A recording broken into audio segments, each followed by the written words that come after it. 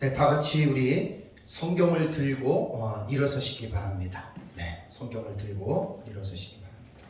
봉독해 드릴 하나님의 말씀은 에베소서 1장 8절에서 10절 말씀까지를 제가 봉독해 드리겠습니다. 이것은 하나님의 말씀입니다.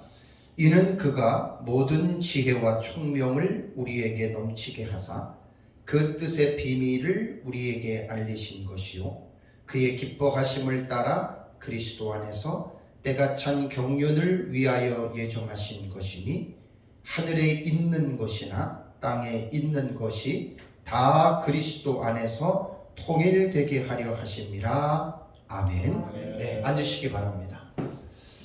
지난달에는 제가 에베소서에 대한 말씀을 가지고 지난달에 3시간 제가 말씀을 이렇게 나누었죠.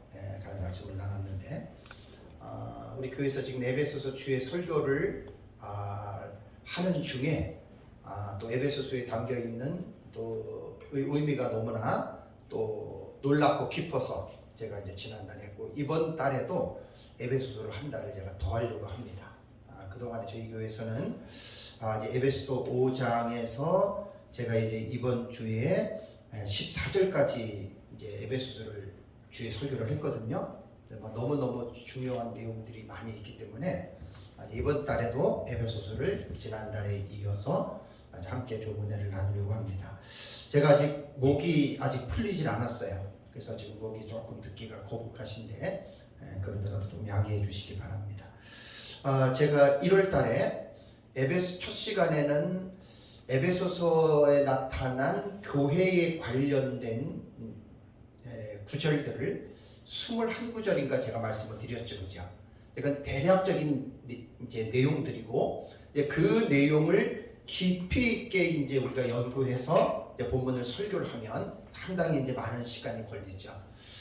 그리고 제가 지금도 뭐 제 마음에 아직도 그 불이 식지 않았는데 에베소서 3장 10절 말씀 기억나시죠? 네, 에베소서 3장 10절 말씀 참 너무나 제가 충격적이었고 이 말씀의 의미가 작년 12월 마지막 주에 이제 1월 첫 주 설교가 이제 그 에베소서 3장 10절의 내용이었는데 그 말씀을 준비하면서 제가 너무너무 은혜를 많이 받았어요. 너무너무 은혜를 많이 받아서 이게 에베소서 3장 10절의 말씀이 이런 뜻이었구나라고 하는 것을 깨달으면서 2022년 연말을 에베소서 3장 10절로 아주 은혜를 받고 보내고 2023년 첫 주를 또 3장 10절의 말씀의 뜨거움으로 시작을 해서 지금까지 가고 있습니다. 3장 10절에는 우리말 개역 개정이 이는 이제 교회로 말미암아 하늘에 있는 통치자들과 권세들에게 하나님의 각종 지혜를 알게 하려 하심이라고 이제 우리 개역 개정은 돼 있잖아요, 그죠? 그런데 이 원문을 보면은 하나님의 각종 지혜 소피아가 주격으로 되어져 있습니다. 그러니까 하나님의 각종 지혜가 교회를 통하여예요. 하나님의 각종 지혜가 교회를 통해서 하늘에 있는 통치자들과 권세들에게 하나님의 각종 지혜를 알려지게 했다. 그렇다면 교회가 무엇일까? 그래서 제가 교회는 에베소서에 나타난 교회의 구성은 머리가 예수 그리스도고 성도들이 몸으로 들어가고 그 몸 속에는 예수님께서 교회를 위해서 주신 선물이 있는데 그 은사가 어떤 은사냐면 가르치는 은사예요. 그래서 사도와 선지자와 복음 전하는 자와 목사와 교사.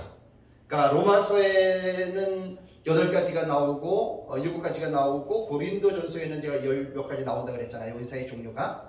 근데 에베소서에는 딱 가르치는 은사만 집약해서 말씀을 하는 거거든요. 그럼 이제 교회 안에 가르치는 이 은사의 역할들이 이제 오늘날에 있는 역할은 이제 목사와 교사, 이제 그리고 복음 전하는 자들은 간혹 특별한 사람들 있을 수 있다라고 제가 여러분들에게 말씀을 드렸습니다. 그러면 교회가 예수 그리스도께서는 지금 천상에서 만물을 오늘 이제 1장 8절에서 10절 말씀이잖아요. 지금 만물을 통일하고 계세요. 지금도 통일하고 계신다. 그리고 이제 교회의 전 세계에 있는 성도들과 가르치는 사역자들이 지금 하나님의 각종 지혜를 알리고 있습니다. 그러니까 이제 설교자들은 설교 사역을 통해서 또 삶을 통해서, 성도들은 삶을 통해서 하나님의 다양한 지혜들을 지금 알리고 있는데, 안타까운 게 뭐냐면 이 사실을 지금 인지하지 못하고 있다는 거예요. 이게 너무너무 안타깝고, 그래서 제가 이 말씀을 깨달은 이후부터는 수요일이든 금요일이든 주일이든 강의나 설교할 때 하나님, 이 시간에 내가 하나님의 각종 지혜를 알리는 시간이거든요. 그러니까 설교가 명확하잖아요. 그죠? 내가 강의나 설교를 할 때 이 시간에 쓸데없는 얘기하려고 이 자리에 쓴 게 아니고 하나님의 각종 지혜를 내가 알리기 위해서 썼기 때문에, 여기에서는 사실 우리 인간이 부족하고 연약하기 때문에 하나님의 성령의 나타남과 능력, 어떤 역사가 있어야 되는 거예요. 그래서 우리가 늘 하나님의 성령을 의지하고, 또 이제 설교 시간이나 강의 시간에 그 시간에 하나님의 성령이 나타나셔서 하나님께서 이제 그 하나님의 지혜를 알려준다, 이제 그런 뜻입니다. 그리고 성도들도 우리들의 삶이 하나님의 각종 지혜를 알리는 삶으로 하나님이 지금 우리를 사용하고 있다고 하는 것을 알게 되면 우리들의 삶의 자세부터가 달라져요. 지금도 하늘에 있는 영들이 우리 다 보고 있잖아요. 당연한 거 아니에요, 그죠? 지금도 제 강의 다 지금 듣고 있거든요. 모든 영들이 다 듣는 건 아닌데 하나님의 섭리 속에서 들어야 할 자들이 있어요, 그죠? 선한 천사든 악한 천사든 간에. 그래서 그건 저희들은 몰라요. 다만 말씀을 통해서 하나님이 알리시기 때문에, 내가 뭐 그렇다고 해가지고 뭐 천사들과 막 악한 영들에게 너네는 내 말을 들어라, 그거는 이상한 사람이고 그런 것은 아닙니다. 최선을 다해서 설교든 강의든 하나님의 말씀을 잘 연구해서 전하면 하나님이 알아서 들을 만한 자들에게 듣게 하신다라고 하는 그런 기대를 가지고 또 우리가 이제 그렇게 하면 됩니다. 그래서 에베소서 3장 10절의 말씀이 너무나 이제 제 마음에 작년 말에 와닿고, 그것을 통해서 제 자신도 더 기도하게 되고, 특별히 우리 교회가 이제 2023년의 표가 하나님의 각종 지혜를 알리는 교회가 되자, 이제 그 표를 그렇게 잡았고, 그리고 이제 몇 번 기도하는 가운데에 한국 교회를 위해서 기도할 때 나도 모르게 감동이 돼서 눈물을 흘리면서 기도했던 내용이 있습니다. 전에는 안 그랬는데 무슨 내용이냐면, 하나님, 우리 조국 교회가, 우리 한국의 교회가 사역자들을 통하여, 성도들을 통하여 하나님의 각종 지혜가 더 풍성하게 알려지게 해달라고 하는 이 기도가 나오더라고요. 그래서 참 감사하면서 감격하면서 제가 이제 그런 기도를 몇 번 했습니다. 앞으로도 계속해서 이제 이러한 감격과 감동을 가지고 우리가 에베소서 3장 10절의 말씀을 분명하게 인식하고, 설교자로서 또 성도들에게 잘 이 사실을 우리가 가르쳐 줘야 되고, 그래서 가르치는 자나 성도나 피차가 다 우리가 이제 하나님의 각종 지혜를 알리는 그러한 역할을 하고 있다라고 하는 이거를 잊지 말고, 저도 그렇고 우리 목사님들도 그렇고 이 사역에 매진하시기를 주님의 이름으로 간절히 부탁합니다. 자, 이제 오늘 1장, 오늘은 제가 한 4군데의 텍스트를 보려고 그래요. 근데 이 너무나 중요해요. 저도 에베소서를 연구하기 전에는 잘 깨닫지 못했던 부분을 이번에 이제 에베소서 주에 설교를 하면서 깨닫고, 이 부분은 꼭 나눠야 되겠다. 그래서 어떻게 보면 하나님의 이 교회, 에베소서 나타난 교회는, 원래 교회는요 영광스러운 모습이에요. 그러니까 우리가 왼쪽으로 볼 때는 뭐 우리 교회 몇 명 안 모이니까 이게 무슨 영광스러운 교회겠느냐라고 생각을 하겠는데, 그렇게 생각하면 안 돼요. 교회는 유형교회가 있고 무형교회가 있잖아요. 유형교회는 전 세계의 산지에 있는 셀 수 없는 수많은 교회들이고, 이 교회가 영광스럽다라고 하는 말은 유형교회는 완전한 교회가 하나도 없습니다. 그래서 지상의 교회는, 유형교회는 전투적인 교회고 허물이 많고 실수가 많은 게 유형교회거든요. 그 교회를 말하는 게 아니에요. 엄밀하게 말하면 무형교회입니다. 에베소서에서 말하는 것도 그 유형교회를 말하는 것이 아니라 무형교회. 그러니까 무형교회는 세계적인 교회가 하나지요. 그죠? 예수 그리스도를 머리로 하고 성도들이 주체가 되고 그 다음에 사역자들이 마디의 역할을 통해서 하나님의 교회는 영광스러운 그러한 모습을 가지고 하나님의 교회는 이 땅에서 영광스러운 하나님의 그 영광을 드높이고 있는 것이 여러분 이게 교회입니다.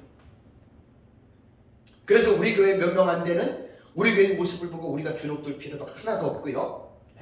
우리가 머리가 되시는 예수 그리스도에 대한 이 영광스러운 교회를 우리 마음속에 새기고 또 우리가 이 교회를 섬기고 있다라고 하는 이 감격 속에서 여러분 우리가 나가야 됩니다. 자, 8절에서 10절의 말씀은 이제 아까 제가 우리가 봉독해 드린 대로 이는 그가 모든 지혜와 총명을 우리에게 넘치게 하신다 그랬습니다. 그럼 왜 하나님이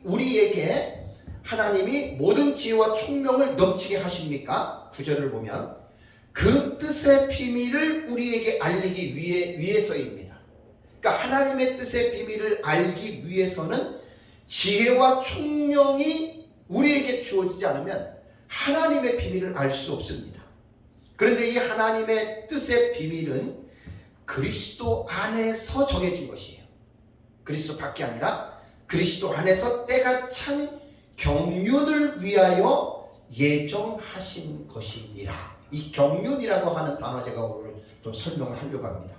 예정은 우리가 다 아는 단어지만 이 경륜이라고 하는 것은 조금 더 우리가 이 부분에 대해서 우리가 좀 살펴볼 필요가 있고요. 그러고 나서 이제 그 하나님의 뜻의 비밀이 10절에 나옵니다. 10절을 보시면 하늘에 있는 것이나 땅에 있는 것이 다 그리스도 안에서 어떻게 해요? 통일되게 하심이라라고 말을 했죠. 이 통일이라고 하는 말이 좀 기가 막힌 말입니다. 그래서 8절과 10절의 말씀에서 내용을 제가 지금 여러분들에게 요약해 드린 대로 지금 이 말씀이거든요. 지혜 그러면은 우리가 잘 아는 대로 소피아입니다. 소피아. 지혜라고 하는 말은 이제 그 히브리어에는 호쿠마로 돼 있어요. 호쿠마. 우리 호쿠마 주석들 있죠. 그게 지혜라는 뜻입니다.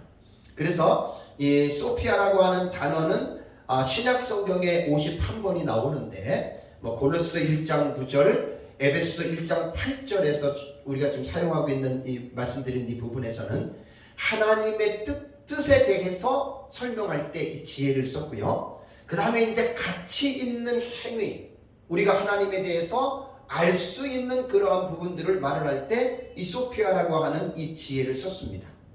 그래서 이 지혜는 잠언에서도 예수 그리스도를 지혜라 그러죠. 그렇죠? 예수 그리스도를 지혜라 그러고 골로새서 1장 26절을 볼까요? 네, 골로새서 1장 26절과 27절을 보시면 여기에 이 비밀은 그랬죠. 26절과 27절을 보면 이 비밀은 만세와 만대로부터 감추어졌던 것인데 지금 비밀을 설명해 주는 거예요. 그러면서 이제는 그의 성도들에게 비밀이 나타났고 그 다음에 하나님이 그들로 하여금 이 비밀의 영광이 이방인 가운데 얼마나 풍성한지를 알게 하려 하심이라 하면서 이 비밀은 뭐라 그랬습니까? 너희 안에 계신 그리스도다. 그러니까 그리스도가 비밀이에요. 그러니까 지금 이 지혜가 비밀을 깨달을 수 있는 하나의 수단이 돼요. 근데 이 비밀은 뭐냐면 골로새서에서는 그리스도가 비밀이다. 그리고 이 지혜와 비밀이라고 하는 말은 여러 가지 의미에서 또 사용이 되고 그 다음에 총명이라고 하는 말이 있죠. 이 프로네시스라고 하는 이 헬라어 총명이라고 하는 단어도 생각, 사고, 지능 혹은 이해력이라고 말을 합니다. 그러니까 하나님의 뜻의 비밀을 우리가 알기 위해서는 이러한 이 총명이 없이는 하나님의 비밀을 우리가 이것을 깨달을 수가 없다는 이야기입니다. 그래서 이제 8절에서 말하는 지혜와 총명은 9절에 말하는 하나님의 비밀을 깨달아 알기 위해서 이것이 필요하다라고 이제 말씀을 드렸습니다. 자, 그럼 9절을 다시 보면 그 뜻의 비밀을 우리에게 알리신 것인데 비밀이라고 하는 말이 미스테리온이라고 하는 헬라어 단어거든요. 말 그대로 신비한 혹은 비밀이라고 하는 그런 뜻이죠. 그러니까 원래 이 원어 사전에 들어가 보면은요, 미스테리온이라고 하는 이 단어는 이 미오라고 하는 뜻의 단어에서 유래가 됐다 그래요. 그러면 미오가 뭐냐? 입이나 입술을 닫는 거예요. 말하지 않는 거예요. 그러니까 이제 이게 비밀이 이런 단어에서 이것이 이제 유래가 됐다는 말이죠. 그래서 언급될 수 없거나 언급되어서는 안 되는 말, 그게 비밀입니다. 그래서 이 단어는 감추어진 것, 그걸 말을 하는 거거든요. 그런데 9절에서는 뭐라 그랬습니까? 이 뜻의, 그 뜻의 비밀을, 그러니까 언급될 수 없는 거예요. 그거는 입을 닫고 있는 상태인데도 그것이 우리에게 알리신 것이라 그랬잖아요. 그죠? 참, 우리가 뭐 다 알다시피 이게 바로 이제 예수 그리스도고 10절에 말하는 이제 그 만물을 통일하는 그 비밀입니다. 요거는 우리가 10절 말씀을 조금 더 자세하게 깨달아야 이게 비밀이라는 게 이렇게 연결되는구나라고 하는 것을 우리가 좀 이제 알 수가 있습니다. 그래서 이 비밀이라고 하는 말은 9절에서 다시 보면, 자, 이제 그리스도 안에서 어떻게 해요? 때가 찬 경륜을 위하여 예정하신 것이니라 라는 말이 나오죠. 여기서 이 경륜이라고 하는 단어를 한번 우리가 생각을 해야 됩니다. 오이코노미아라고 하는 단어거든요. 이게 오이코노미아라고 하는 단어예요. 오이코노미아. 이 단어가 참 중요합니다. 이 경륜으로 우리말은 번역이 됐는데, 헬라어 문헌에 보면은 명사 오이코노메오에서 이 단어가 유래가 됐어요. 경륜이라고 하는 오이코노미아가. 그런데 이 오이코노메오의 뜻은 무슨 뜻이냐면 청지기로 일하는 거예요. 혹은 관리하다라고 하는 뜻입니다. 그래서 이제 뭐 바이블 렉스를 다 갖고 계시니까 거기에 보면 항상 헬라어가 나오면 고전 헬라어의 용법을 꼭 보셔야 돼요. 기선원 교수님 책에도 딱 풀어놓은 걸 보니까 그거 보고 풀어놓으신 거예요. 왜냐하면 사전은 다 똑같잖아요.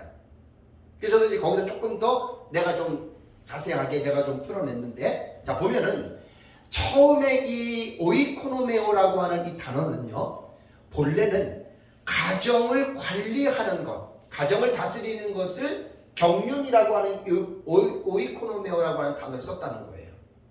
그런데 이 단어가 차츰 시간이 지나면서 확대가 돼요. 어디까지 확대가 되냐면 국가를 통치하는 것, 국가. 그러니까 가정에서 국가를 통치하는 것으로 확대되고, 그러면서 이제 마침내 이 단어는 하나의 직책을 맡음으로 생겨나는 모든 활동에 대해서 이 단어를 사용했다 그래요. 그래서 뭐 관리자의 직무, 감독, 관리, 경영, 행정 뭐 이렇게 쭉 나타납니다. 근데 이 단어가 되게 어려워요. 우리가 이제 단어 같은 게 쉬운 단어도 있지만 이게 단어를 갖다가 이제 우리가 그 파생되는 의미를 볼 때 되게 복잡한 단어가 있는데, 이 오이코노미아라고 하는 단어가 바로 그렇게 복잡합니다. 그러니까 웬만해서 집중하지 않으면 이 단어의 의미를 우리가 딱 잡을 수가 없을 정도로 이 단어가 상당히 어려운 단어예요. 근데 우리말에는 지금 경륜이라고 지금 이거를 지금 번역을 경륜이라고 했잖아요. 오이코노미아를 경륜. 근데 이 의미가 대단히 지금 중요한 게, 자, 문맥에 따라서 이제 세 가지의 의미로 이 오이코노미아를 경륜이라고 하는 단어를 사용하는데, 첫 번째는 관리자의 행동입니다. 그러니까 쉽게 말하면 주어의 행동을 말하는 거예요. 주어의 행동. 그 다음에 두 번째는 관리되는 것인데, 이것은 계획도 여기 들어가더라고요. 계획. 그게 되게 어려운 말이에요. 다음에 세 번째는 관리자의 직무나 구실. 참 어려워요. 근데 어쨌든 이거는 다 몰라도 되고, 여기에서 본절에서 사용된 명사 오이코노미아는 에베소서에서 3번 나옵니다. 경륜이라고 한번 찾아보시면 1장 9절, 3장 2절, 3장 10절에 나옵니다. 3장 10절에. 9절이군요. 이게 3장에서 9절일 거예요. 네. 네, 3장 9절에 나옵니다. 3장 9절에. 그 비밀의 경륜 그러잖아요. 그렇죠? 여기 지금 오노코 오이코노미아라고 하는 이런 단어거든요. 그런데 1장 9절과 3장 9절은 어떤 의미냐면 아까 관리자의 행동을 묘사할 때 이 단어를 쓴다고 했죠. 그죠? 그래서 관리자의 행동은 지금 1장 9절의 말씀을 여러 번 읽어보면은 여기에서 1장 9절에 나오는 이 주어가 뭐냐면 이게 하나님의 뜻의 비밀이거든요. 그러니까 하나님이 하시는 행동으로 우리는 이것을 해석을 해야 되는 거예요. 오늘 그 오이코노미아를 1장 9절에서 그러니까 3장 9절도 마찬가지입니다. 이건 관리자의 행동이기 때문에 구원을 시행하시는 하나님의 행동입니다. 그런데 3장 2절을 보세요. 3장 2절을 보면은 3장 2절에도 너희를 위하여 내게 주신 하나님의 그 은혜의 경륜을 너희가 들었을 터이니 그랬죠. 여기에서 경륜은 직분입니다. 직분. 그러니까 누구의 직분이죠? 바울이 하나님으로부터 받았던 직분을 은혜의 경륜이라고 오이코노미아라고 하는 단어를 쓴 거예요. 그러니까 3장 2절은 하나님이 시행하시는 어떤 행동이 아니고 인간 편에서 받아들이는 용어로 오이코노미아를 썼다면 1장 9절과 3장 10절은 구원을 시행하신 하나님의 행동으로 우리가 이 오이코노미아라고 하는 여러분 이 단어를 여러분 우리가 생각을 해야 됩니다. 그래서 골로새서 1장 25절을 보면은 이 오이코노미아를 직분으로 번역을 했습니다. 골로새서에는 나중에 찾아보시면 돼요. 그래서 이 오이코노미아라고 하는 이 1장 9절의 경륜이라고 하는 이 단어는 결국은 뭐냐면 그 뜻의 비밀과 동의어로 사용이 된 거예요. 그러니까 하나님의 그 뜻의 비밀과 경륜은 같이 동의어로 이것이 사용이 됐는데 그 뜻의 비밀은 하나님 자신이 창조하신 영적인 세계와 우주의 만물, 전 피조 세계에 대한 하나님의 구원의 계획입니다. 한마디로 말하면 하나님의 전 구원의 계획을 바로 경륜이라고 설명했고 그것이 그 뜻의 비밀로 이렇게 설명을 했는데, 그렇다면 이 하나님이 전 피조 세계를 구원하는 이 계획은 언제 하나님께서 계획했느냐? 그것이 보면은 때가 찬 경륜을 위하여 예정하신 것이라 그랬죠. 그죠? 여기에 예정이라고 하는 프로오리조라고 하는 이 단어가 미리 결정하다 그런 뜻입니다. 그러니까 이제 우리가 에베소서를 보면 정확한 게 1장 4절에서 하나님이 우리의 구원을 언제 하나님이 결정하셨죠? 창세 전에예요. 창세 전에. 놀라운 일입니다. 에베소서에서 참 이런 것들은 얼마나 우리에게 좀 중요하고 놀라움을 주는 그러한 메시지죠. 그래서 창세 전에 하나님께서 이제 우리를 예정하셨다. 그것은 뭐냐면 그 뜻의 비밀, 그 다음에 오이코노미아 경륜 다 같은 의미로 여러분 우리가 이렇게 봐야 됩니다. 자, 그렇다면 이제 그 뜻의 비밀은 뭐냐? 10절에 나오는 거예요. 10절을 한번 보실까요? 10절을 보면 하늘에 있는 것이나 땅에 있는 것이 어떻게 해요? 다 그리스도 안에서 통일되게 하려 하심이라라는 말이 나옵니다. 통일, 참 대단히 중요한 의미를 담고 있는 용어거든요. 자, 그러면 여기 보면 만물, 여기 보면은 하늘에 있는 것이나 땅에 있는 것이 다라고 했을 때는 우리는 이걸 편해서 만물이라고 합니다. 만물, 하늘에 있는 것, 땅에 있는 것, 철학적으로 말하면 형이 상에 속해 있는 것과 형이 하에 속해 있는 하나님이 만드신 모든 피조물, 이걸 이제 만물이라고 봐요. 그러면 하늘에 있는 것들이란 영적인 존재들을 말해요. 선한 천사와 악한 천사. 땅에 있는 것들이란 사람뿐 아니라 자연 만물까지 포함하는 모든 피조 세계를 가르칩니다. 그래서 그리스 출신의 세계적인 신약 석학 크리스 카라쿠니스는 어떻게 주석을 했냐면, 기성란 교수님 책이 있습니다. 영적인 존재들과 사람에게만 초점을 맞춰요. 영적인 존재와 이 땅에 있는 것들은 사람에게만 초점을 맞추는데, 저는 이제 이 본문을 에베소서를 지금 공부하고 연구하면서 보니까 그렇게만 봐서는 안 되는 것이, 사람에게만 초점을 맞추면 하나님의 피조물이 사람만 만든 게 아니잖아요. 그죠? 그럼 사람에게만 끝나면 안 되는 게 만물을 우리가 무시할 수 없다는 거예요. 모든 피조 세계. 그게 이제 로마서에도 보면은 피조물들이 지금 어떻게 해요? 탄식하고 있죠. 그리고 이제 결국은 만물이 회복이 된다고 하는 이 차원으로 볼 때는 이제 뒤에서 말씀을 드릴게요. 여기 모든 피조 세계까지 전부 다 자연 만물까지 다 집어넣고 해석을 해야 사실은 이 본문을 깔끔하게 해석을 할 수가 있습니다. 그래서 이제 이 본문은 조금 더 이제 뒤에 말씀을 드릴게요. 자, 여기 만물을 뭐하게 하심이라 그랬죠? 통일되게 하심이라 그랬죠. 그죠? 이 단어를 한번 써볼게요. 아나 케팔라이, 이 통일이라고 하는 단어가요. 아나케팔라이 오마이가 돼요. 이 단어가 되게 여러분 중요한 단어입니다. 아나케팔라이 오마이. 이걸 이제 우리말에는 통일로 번역했어요. 통일로. 만물을 지금 통일한다 그런 말입니다.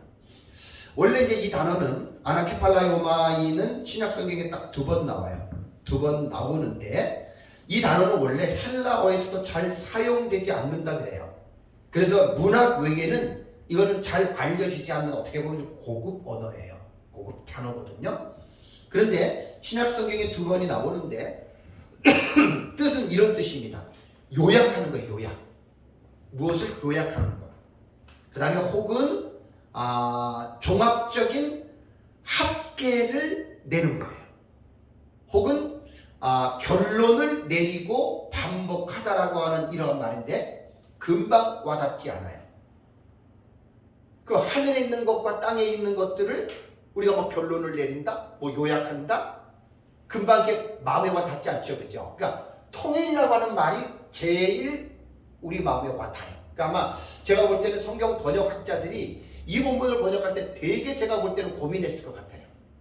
어떻게 하는 것이 이게 사람들이 쉽게 이 의미를 이해할 수 있을까? 그래서 통일이라고 하는 걸 썼어요. 근데 이제 길서하는 교수님 책에 보면 통일이라고 하는 이 말도 우리가 생각하는 통일의 개념하고 아나케팔라이 오마이하고는 약간 안 맞는데요.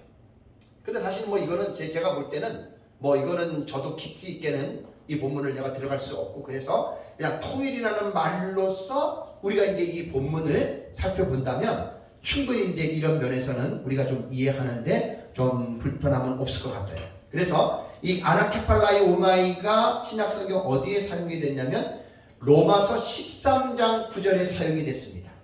로마서 13장 9절을 보면 간음하지 말라, 살인하지 말라, 도둑질하지 말라, 탐내지 말라 하는 것과 그 외에 다른 계명이 있을지라도 내 이웃을 내 자신과 같이 사랑하라 하신 그 말씀 가운데에 어떻게 해요? 다 들어있느니라 있죠. 이게 아나케팔라이 오마이예요. 다 들어있다. 그게 이런 뉘앙스로 이제 이게 번역하기가 이제 에베소서에서는 통일을 한다 이렇게 지금 돼 있잖아요. 그죠? 그러니까 우선 이 말씀을 조금 더 우리가 이해를 하려면 1장 22절을 한번 먼저 봐야 될 것 같아요. 확장된 의미로 이해를 하려면 1장 22절을 보시면 또 만물을 그의 발 아래 복종하게 하시고 그를 만물 위에 교회의 머리로 삼으셨느니라. 이건 제가 이제 2번째 시간에 이 본문을 제가 다룹니다. 그러니까 지금 만물이라고 하는 말은 하늘에 있는 것과 땅에 있는 것 그걸 말하잖아요. 그렇죠? 그것을 주님께서 발 아래에 복종케 하신다. 그리고 만물 위에 교회의 머리로 삼으셨다. 이제 이러한 의미들을 좀 확장해서 하늘에 있는 것이나 땅에 있는 것들을 통일하게 한다라고 하는 말을 조금 더 폭넓게 우리가 이제 이 말을 조금 이제 되새길 필요가 있습니다. 그래서 본문에서 지금 교훈하는 1장 10절에는 하늘에 있는 것이나 땅에 있는 것들이 그리스도 안에서 통일된다라고 하는 말은 어떻게 생각하면 좋으냐면 일종의 연합의 개념으로 생각하는 것이 좋습니다. 통일된다라 또 통일의 연합이나 비슷한 의미를 가지고 있잖아요. 그죠? 왜 제가 이런 말씀을 드리냐면 아나케팔라이 오마이의 뜻을 조금 더 우리가 더 깊이 이해하기 위해서 하는 말이에요. 정말 어려운 말이에요. 오이코노미아도 어려운 말이고 지금 이 아나케팔라이 오마이도 이게 일반 헬라어에서는 안 쓴다 그랬잖아요. 문화교회는. 이 어려운 단어를 번역학자들이 이걸 번역하는 과정 속에서 우리가 이 뭐 말뜻을 알아야 우리가 그걸 먼저 이해가 되잖아요. 그래서 일종의 연합을 의미하는데 요거는 조금 더 우리가 이해를 쉽게 이해하기 위해서 확장하는 차원에서도 연합이라고 하는 단어를 제가 썼습니다. 자, 에베소서의 주제는요. 그리스도 안에서 연합입니다. 두 가지 차원으로 보면 돼요. 이 땅에서 어떻게 해요? 사람들끼리 연합하죠. 그죠? 이게 크게는 유대인이나 이방인이나 어떻게 해요? 연합이 되잖아요. 그죠? 요것도 이제 셋째 시간에 제가 할 거예요. 왜냐하면 한 세 사람 있죠. 한 세 사람. 되게 중요한 용어예요. 에베소서에서. 그러니까 에베소서에는 바로 이 연합의 개념이 그 통일의 개념 아나케팔라이 오마이를 좀 이렇게 제가 좀 연결시켜가지고 의미를 담는 거예요. 사람들의 연합입니다. 보세요. 종이나 자유자나 남자나 여자나 헬라인이나 뭐 유대인이나 어떻게 해요? 다 하나로 통일이 되는 거예요. 에베소서의 이 사상이 너무 기쁜 거예요. 그러면 여기에서 우리가 모든 사람이 언어와 민족과 문화와 신분과 성을 초월해서 우리가 하나로 연합이 된다면 이 에베소서에서 가장 중요하게 말하고 있는 내용이거든요. 여러분, 교회가 뭡니까? 연합이 되어지는 것이 교회 공동체잖아요. 그럼 오늘날 우리가 속해 있는 교회와 교단과 아니 한국 교회를 전체적으로 한번 생각해 보십시오. 정말 안타깝고 가슴이 아픈 일입니다. 에베소서 3장 4장 3절에도 성령이 하나 되게 하신 것을 힘써 지키라고 그랬죠. 하나거든요.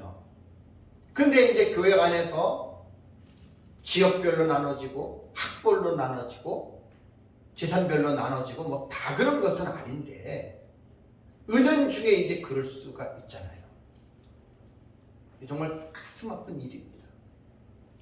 그래서 에베소서에서 말하는 연합은 사람의 연합을 말하는 거예요. 사람의. 그래서 결국은 이제 인류는 노아 홍수 이후에 인류가 분열이 됐잖아요. 그렇죠? 하나의 그 노아의 세 가족에서 인류가 분열이 됐잖아요. 분열된 인류를 원유맨으로 연합하는 거예요.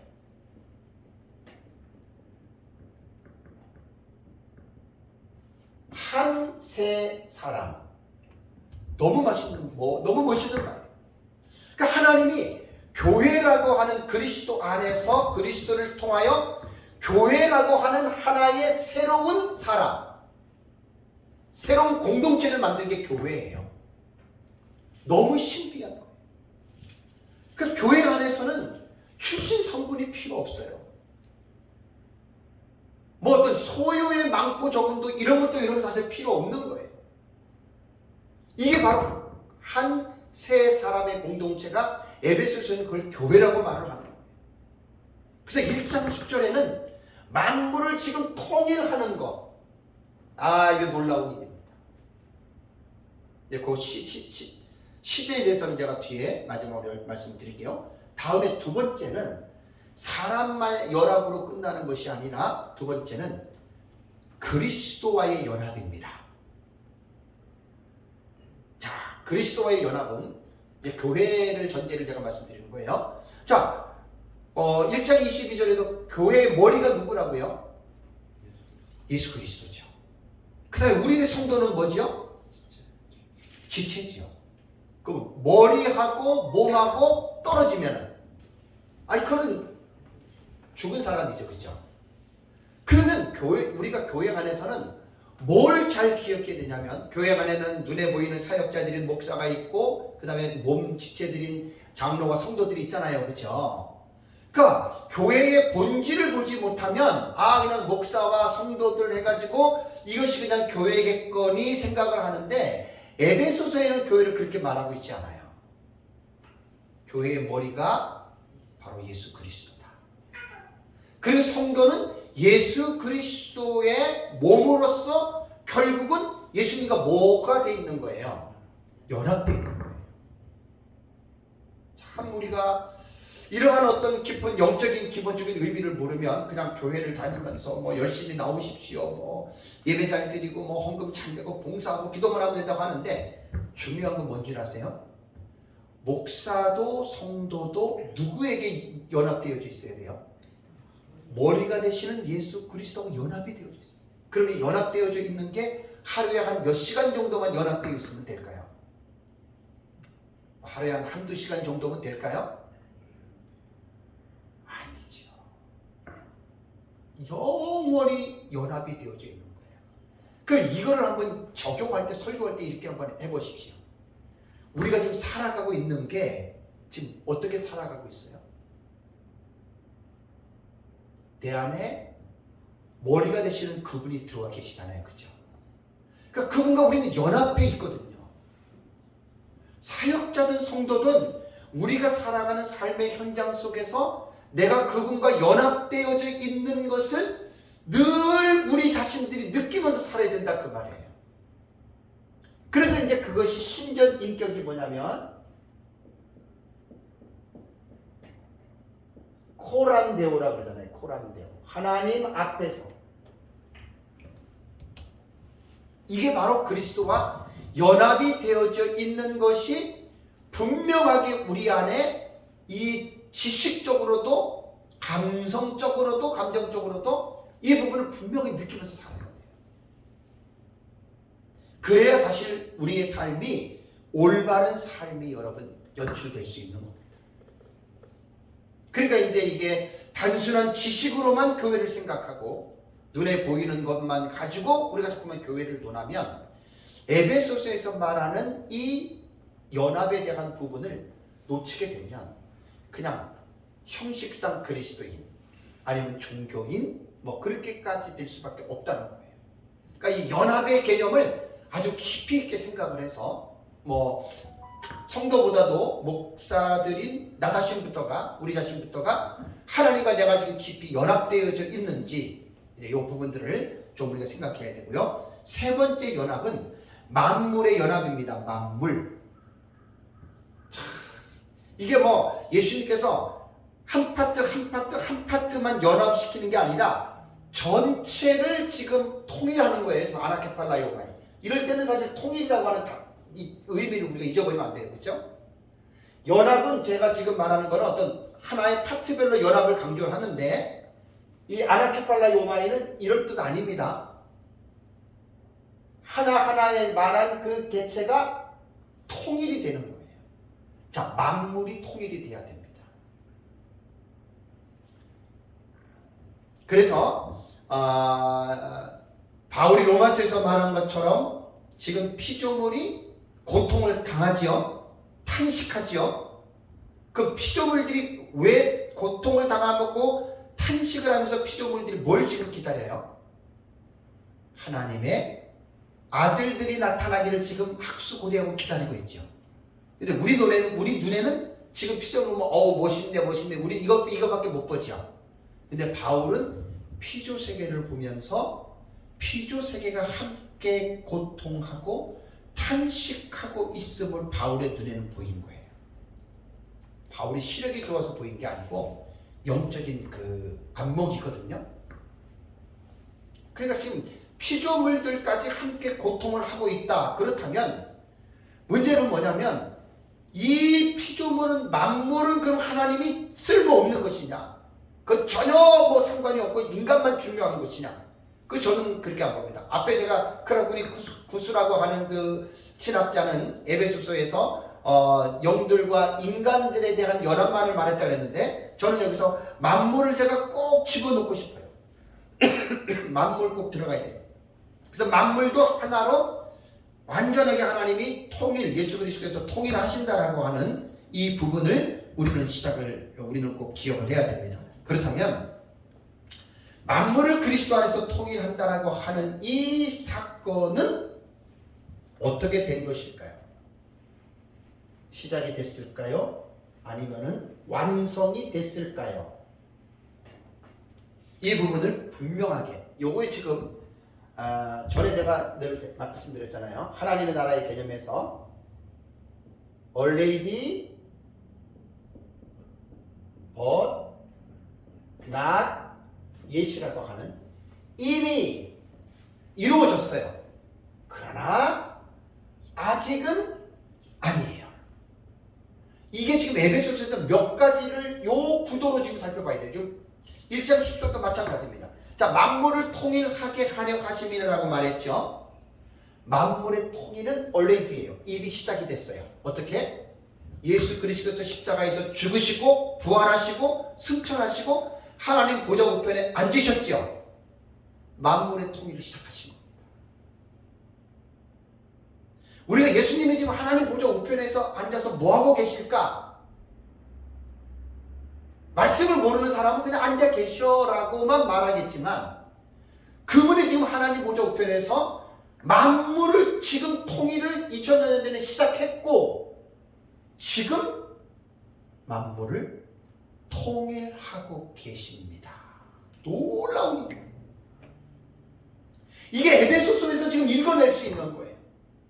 그러니까 이 하나님의 에베소서를 우리가 깊이 알지 못하면 교회가 얼마나 영광스러운 그 공동체인데, 유기적인 공동체인데, 에베소서를 깊이 알지 못하면 교회의 영광스러움을 우리는 알 수가 없어요. 그냥 눈에 보이는 유형교회, 그냥 목사, 성도, 그냥 부흥돼서 그냥 예배당 짓고 뭐하고 전도하고 선교하고 이런 거밖에 모를 수밖에 없는 거죠. 교회의 지금 본래의 모습을 지금 말하고 있는 거거든요. 이미 시작이 됐어요.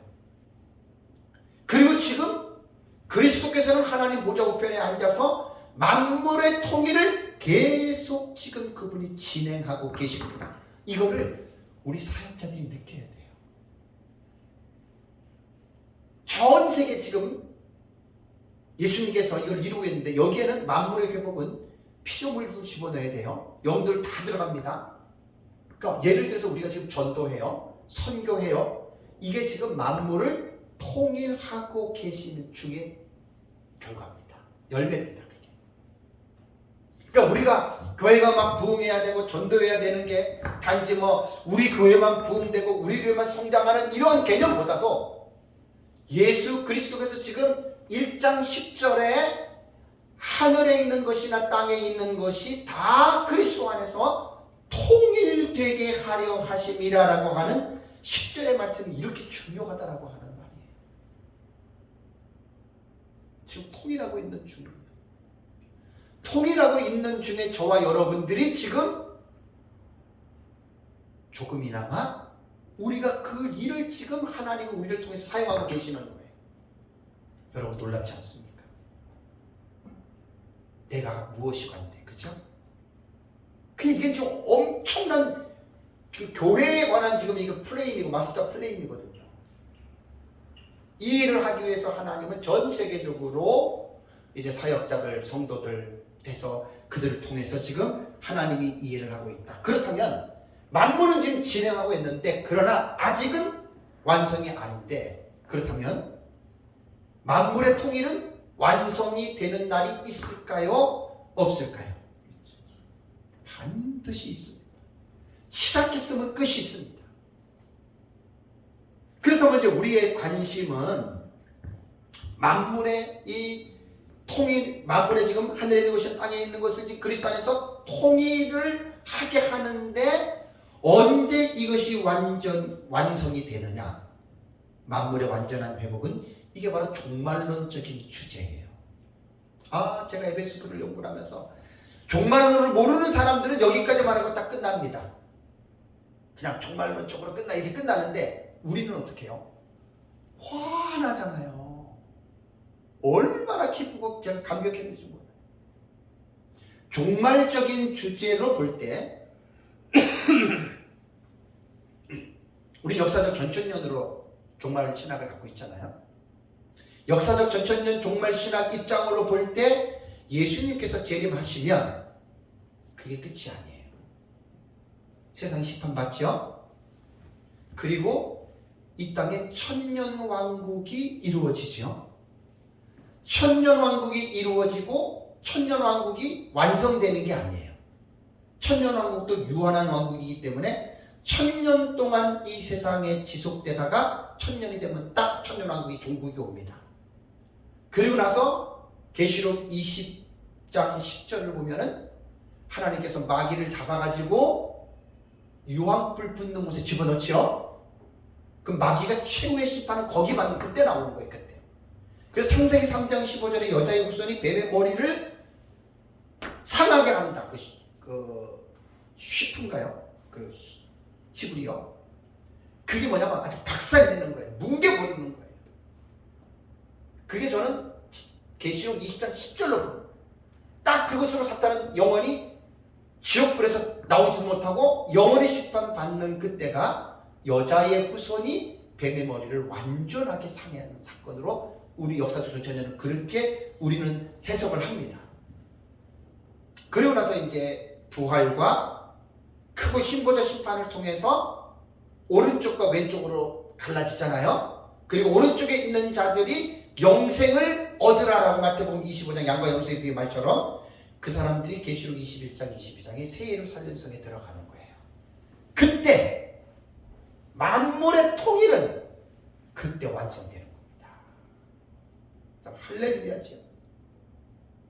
그러니까 우리가 성경을 통해서 지금 아나케팔라이 오마이 하늘에 있는 것이나 땅에 있는 것이나 이 만물이 아담의 범죄로 인해서 이게 불화가 됐잖아요. 이게 연합이 안 됐잖아요. 그래서 고통을 당하고 있잖아요. 그걸 지금 예수 그리스도께서는 하나님 보좌 우편에서 계속 그 일을 지금 만물의 통일을 지금 계속 진행하고 계시잖아요.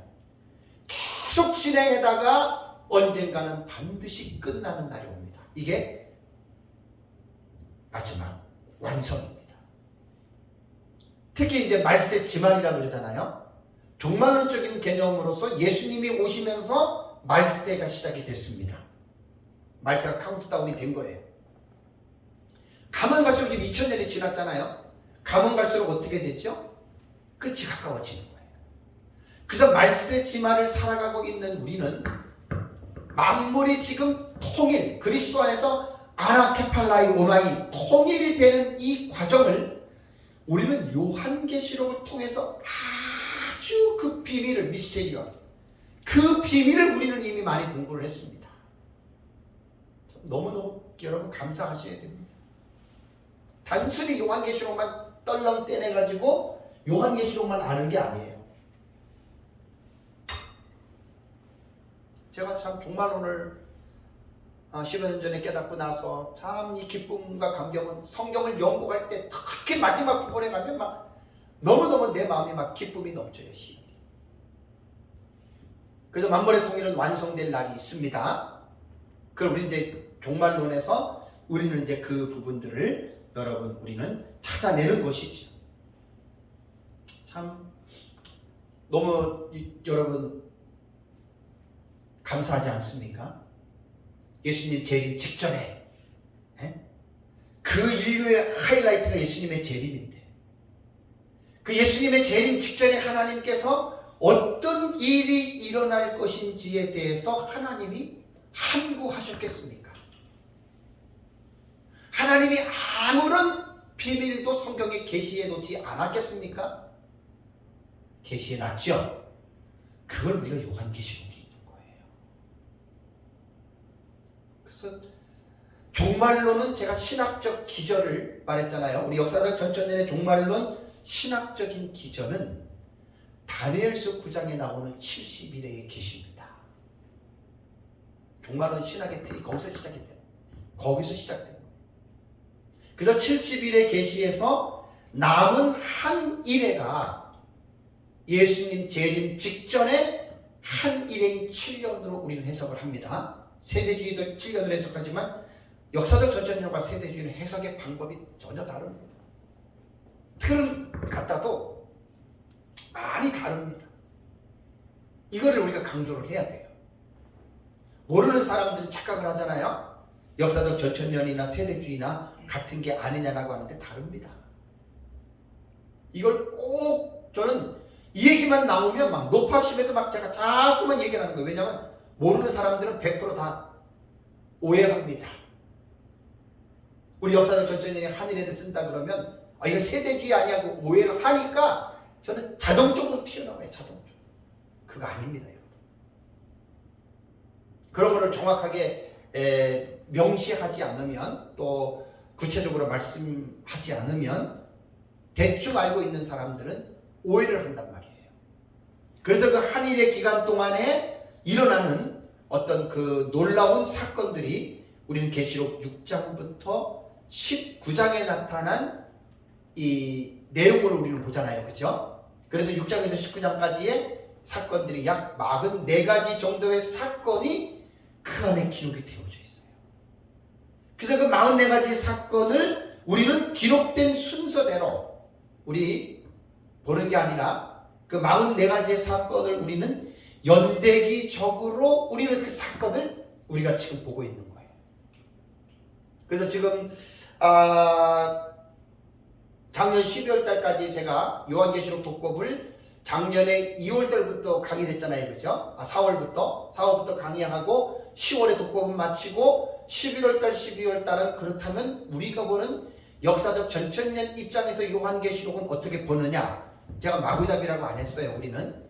그래서 요한계시록 독법에 가지고 있는 그 지식을 가지고 우리는 계시록 전체의 신학적인 기초라든가 그 다음에 사건이라든가 문자로 보느냐 상징으로 보느냐 뭐 사건도 5가지 중에서 우리는 어떻게 보느냐에 대한 이 부분들을 지금 하나하나 제가 지금 말하면서 11월 달하고 12월 달은 이제 요한계시록을 6장부터 지금 기록된 순서대로 하면서 제가 그것을 좀 연대기적으로 지금 맞춰 나간 거예요. 6장에서 첫째인, 둘째인, 셋째인, 넷째, 다섯째, 여섯째인은 한일의 기간 동안에 언제 일어나느냐 이제 그거 하다가 7장까지 들어와서 왔다가 제가 1월 달에 에베소하고 지금 2월 달에 에베소 하는 거예요. 3월 달에 들어가면 다시 이제 요한계시록으로 원상 복귀합니다. 돌아가서 거기에서 또 중요하죠. 그게 정말 너무 중요하죠. 그래서 형식상 순서 기록된 순서대로 제가 지금 6장, 7장, 8장을 쭉 이제 22장까지 훑을 거예요. 그러면서 이제 그거 끝나고 나면 나중에 또 뭘 해야 되냐면 연대기적으로 보는 제가 지금 도표 책을 지금 원고는 다 돼 있는데 좀 정리하려면 시간이 좀 걸려요. 독법도 저기 원고 다 돼 있죠. 뭐 요한계시록 독법이야 뭐 한눈에 보는 요한계시록 도표는 뭐 전역돼 있기 때문에 이건 뭐 내가 막 2000페이지도 쓸 수 있고 3000페이지도 쓸 수 있어요. 근데 그렇게 크게는 안 써요.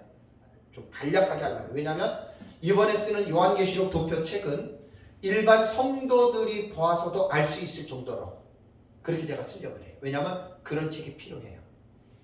요한계시록 주해는 주해이기 때문에 어렵고 어떤 목사님한테 제가 책을 줬더니 한 2주 지나고 나서 저한테 하는 말이 목사님 책이 안 읽어져. 그 말이 무슨 말인지 아세요? 어렵다는 거예요. 근데 우리 교회 박예인 권사님하고 최일화 집사님은 뭐 우리 교회만큼 요한계시록 자세히 98, 9%를 다 이해합니다. 제 책. 그걸 내가 3번이나 설교를 했는데 내가 막 안 읽어진다 그래서 그분을 무시하거나 그런 게 아니에요. 그만큼 어렵다는 거예요. 요한계시록. 제가 왜 지금 첫 시간의 마지막에 요한계시록 이야기를 하냐면 하늘에 있는 것이나 땅에 있는 것이 그리스도 안에서 아나케팔라이오마이가 되게 하려 하십니다. 만물을 통일하게 하려 하십니다. 통일은 이미 시작됐어요. already예요. 지금 ing예요. 진행 중이에요. 언젠가는 이 만물의 통일은 완성될 날과 시점이 있다는 겁니다. 그게 언제냐? 종말론으로 이거 넘어가야 돼. 종말적 주제이기 때문에. 그래서 종말론이 명확하지 않으면 아무리 에베소서를 기가 막히게 연구를 해도 마지막에 이 완성, 이 부분을 딱 끝내지 못하는 거예요. 화장실 갔다 왔는데 바빠서 그냥 나와서 처리도 안 하고 그런 기분이에요. 종말론이 확실하게 연결이 되면 여러분 구속사를 하던 하나님의 나라를 연구하던 언약 신약을 연구하던 뭘 하든지 간에 결국은 전도서의 천하의 모든 것이 다 때와 기한이 있죠. 그죠? 날 때가 있으면 죽을 때가 있고, 그죠? 울 때가 있으면 울을 때가 있고, 똑같은 거예요. 성경은 태초에 하나님이 천지를 창조했으면 반드시 마치는 그 시점이 있다고요. 그게 종말적 주제란 말이에요. 그래서 종말론을 명확하게 깨닫지 못하면 아무리 중요한 주제를 가지고 성경을 연구를 했어도 마지막이 흐릿해요. 마지막이 희미해요. 이번에 에베소서를 연구를 하면서 제가 너무나 감사했던 게 지금 오늘 첫 시간에 하는 게 이거예요. 아나케팔라의 오마이가 A lady but not yet이란 말이에요. 이게 또 몇 군데 또 나와요. 자, 정말 그러니까 우리가 1장 10절 말씀을 다시 볼까요? 9절과 10절을 같이 보겠습니다. 그 뜻의 비밀을 우리에게 알리신 것이요 그의 기뻐하심을 따라 그리스도 안에서 때가 찬 경륜을 위하여 예정하신 것이니 하늘에 있는 것이나 땅에 있는 것이 다 그리스도 안에서 어떻게 해요? 통일되게 하려 하심이라. 자, 천년왕국의 주제 하나만 하고 마칠게요. 여러분 천년왕국이 뭡니까? 천년왕국은 천국은 아니에요. 이 세상에서 이루어지는 낙원이라고 표현하면 가장 좋아요. 그러면 도대체 천년왕국이 어떠한 상황일까? 그래서 에덴을 하나님이 인간을 창조하고 에덴 동산을 지을 때 아담과 하와가 범죄하기 이전에 에덴 동산이 어떠했을까? 어땠겠어요, 여러분? 우리 잘 모르잖아요. 범죄하기 이전에 에덴 동산이 어떤 곳이에요? 기억나세요? 5년 전에 제가 에덴 동산에 나타난 하나님의 나라 해가지고 18가지, 19가지 했어요, 제가. 그거 그냥 제가 상상으로 한 게 아니라 계시오전 4세기부터 창세기 1장에서 3장에서 제가 추려낸 거예요. 나중에 천년왕국 책이 되면 그게 원고가 돼요. 지금 역사적 전천년주의자들은요, 말로만 천년왕국 얘기하면 안 돼요. 이 천년왕국이 무엇인지를 성경적으로 정확하게 밝혀놓지 않으면 다른 사람들한테 천년왕국 말할 자격들이 없어요. 솔직한 얘기. 밤낮 토픽만 얘기를 하죠. 그 천년왕국이 어떤 것이에요?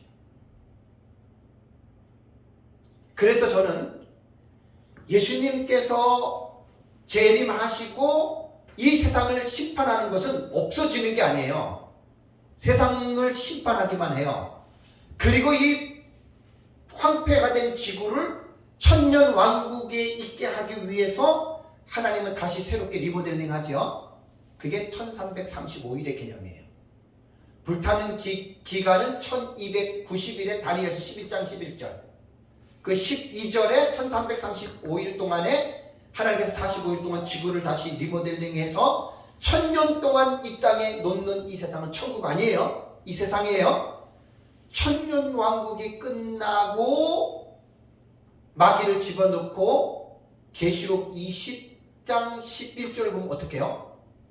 하늘과 땅이 어떻게 해요? 그 앞에서 피하여 간 데가 없더라.